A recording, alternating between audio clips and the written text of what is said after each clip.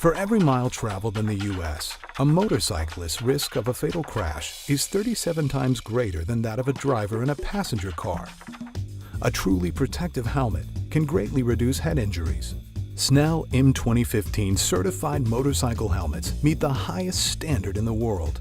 And depending on size, they offer 60% to 110% more energy management than ECE helmets, and 40% to 80% more than DOT helmets. Snell M 2015 certification assures you the same protection enjoyed by most competitive racers. Two other helmet standards, DOT for the US and ECE for Europe, are mandatory, but both DOT and ECE set minimum levels of performance, and these days helmets can do so much more. Most riders are liable to want and need every bit of what the best helmets can do. Snell testing hits helmets harder and against more punishing surfaces than DOT or ECE. In fact, Snell M 2015 demands all the protective performance currently available to riders. And every Snell certified helmet must prove itself in Snell testing at a Snell lab before it can be sold with the Snell name and label.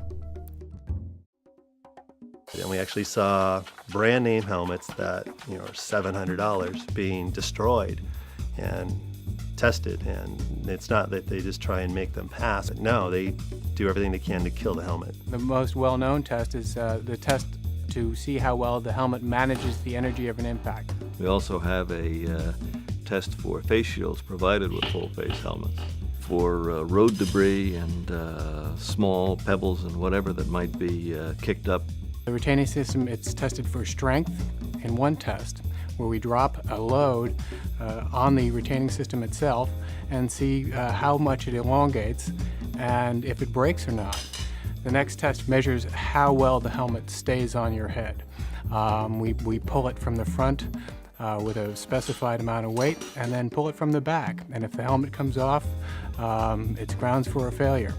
We've got a strength test for the chin guard where we'll drop a weight onto it from a height as a shock load, and we'll measure the deflection of the chin guard and make sure that it does not deflect into the interior of the helmet by more than 6 centimeters. We drop a point from a 3-meter height and we see if the point can actually penetrate right through the helmet. We test one helmet cold, we test one helmet hot, we test one helmet rain-soaked, and we test one helmet at ambient room temperature. It all started in 1956 when Pete Snell was killed in a single-car crash in an amateur racing event in Arcata, California. And his friends and Dr. George Snively got together and a year later formed the Snell Memorial Foundation, mostly to help Dr. Snively continue his research into helmets and head injury. In 1985, they split the standard into now an auto racing standard and a motorcycle helmet standard.